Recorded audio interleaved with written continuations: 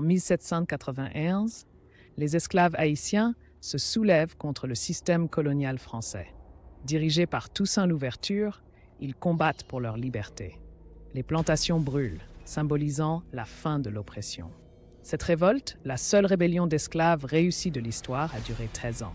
Les esclaves utilisaient des tactiques de guérilla contre l'armée française, mieux équipée. Leur détermination a changé le cours de l'histoire. Le 1er janvier 1804, Jean-Jacques Dessalines proclame l'indépendance d'Haïti. C'est la première république noire du monde. Dessalines, ancien esclave, devient gouverneur. Il crée un nouveau drapeau en déchirant le blanc du drapeau français. La déclaration affirme « Nous avons osé être libres ». Cette victoire inspire les mouvements anti-esclavagistes dans le monde. Mais la France ne reconnaît pas immédiatement cette indépendance. Après 1804, la France menace constamment Haïti d'une invasion. En 1814, le roi Louis VIII envoie des navires de guerre.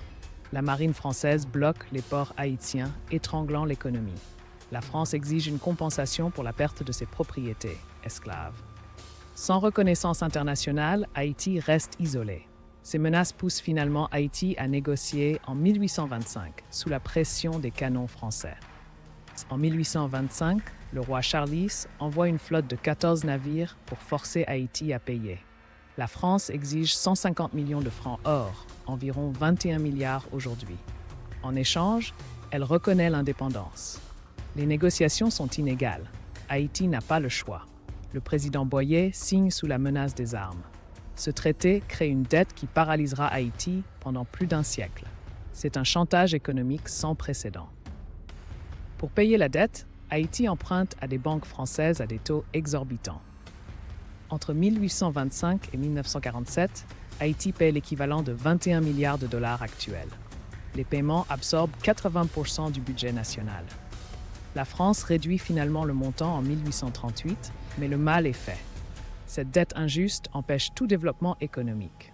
Pendant ce temps, la France s'enrichit grâce à cet argent volé.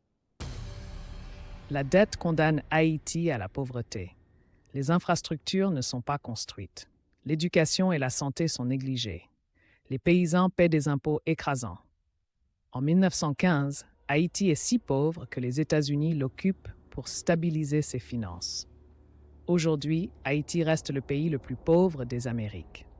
Les historiens estiment que sans cette dette, Haïti aurait pu se développer comme les autres nations caribéennes. Malgré tout, les Haïtiens résistent. Dès 1825, des voix s'élèvent contre ce tribut. En 1843, la révolte des Piquets dénonce la dette. Au XXe siècle, des intellectuels comme Jean Prismars critiquent le colonialisme économique. Aujourd'hui, des mouvements demandent la restitution. Cette résistance montre que les Haïtiens n'ont jamais accepté cette injustice. Leur combat continue pour réclamer justice et réparation. Les conséquences sociales sont dramatiques. En 1900, 90% des Haïtiens sont analphabètes. Les hôpitaux manquent de tout. Les routes sont impraticables. Cette pauvreté entraîne instabilité politique et coup d'État. La dette a créé un cercle vicieux de sous-développement. Même après le dernier paiement en 1947, les séquelles persistent. Les inégalités sociales actuelles trouvent leurs racines dans ce pillage économique organisé par la France. Aujourd'hui, Haïti n'oublie pas. Le musée du Panthéon national honore les héros de l'indépendance. Des artistes comme Franck Etienne dénoncent l'exploitation passée. Chaque 1er janvier, des célébrations rappellent le prix de la liberté. Des universitaires documentent cette histoire occultée. En 2003, le président Aristide exige officiellement des réparations.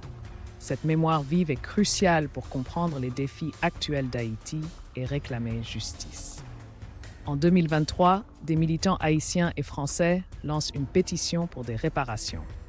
Des historiens prouvent que la dette a financé la révolution industrielle française. L'ONU reconnaît que cette dette équivaut à un crime contre l'humanité. La France refuse toujours de rembourser, mais la pression internationale grandit. Ce combat dépasse Haïti. C'est une question de justice historique pour toutes les anciennes colonies. L'histoire jugera.